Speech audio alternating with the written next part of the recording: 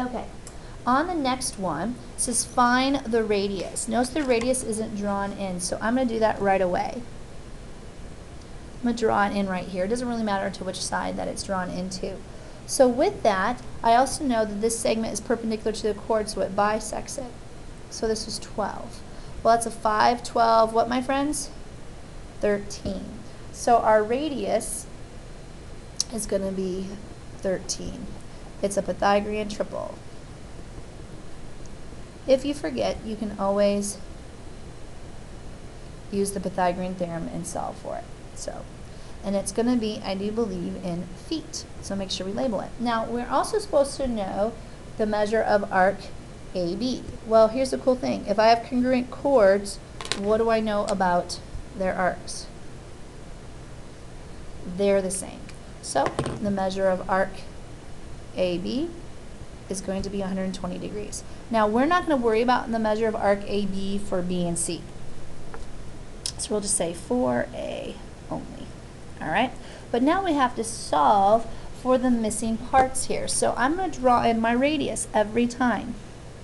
So when I do that, I end up forming this isosceles triangle. So I redraw it so it's a little bit easier for us to see. This whole side was 6. This one is 6. But what does that do to this side here? Oh yeah, it bisects it. So maybe then I can use it to solve for my radius AC. Because really that's what that is. My x is right there. So I just go 3 squared plus 6 squared equals x squared. Because I don't know 30, 60, 90 triangle. That's not helping me here. I don't know angles or degree measures of arcs. So I get 9 plus 36 equals x squared. So 36 plus 9 is 45. Take the square root of it. You end up having 3 root 5, because square root of 9 times square root of 5 is 45, as x. Now, we're supposed to, you can also find this to the nearest tenth, but we're going to leave it right here. Okay? We'll say for A only and find to the nearest tenth. Just because you're going to have this in some of your homework problems, I want to make sure you're right with it. You're going to end up getting 6.7 inches. So hopefully that will also give you an idea. I prefer, of course, the radicals. Let's look at C. On C, I'm doing the same thing. I don't have the radius, so guess what I do? I draw an in. But what does the segment that's perpendicular to a chord do to the chord?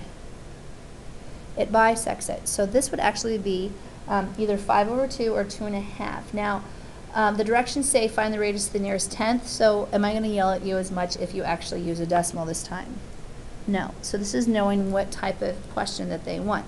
But I'm still looking for this radius. So I'm going to go leg squared, which is 2.5 squared, plus 2 squared equals the radius squared, which is x. Okay, and I'm just going to call radius equals x. You could actually put an r in there too. It doesn't really bother me.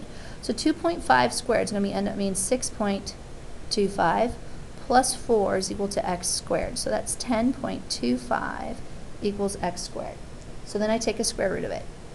Okay, and if you get this approximately to the nearest tenth, your radius is going to be about 3.2 centimeters. Hopefully that helps a little bit. All right, this is the end of the notes. I'm getting a little tired, so if I keep going, I'm going to just make them even worse.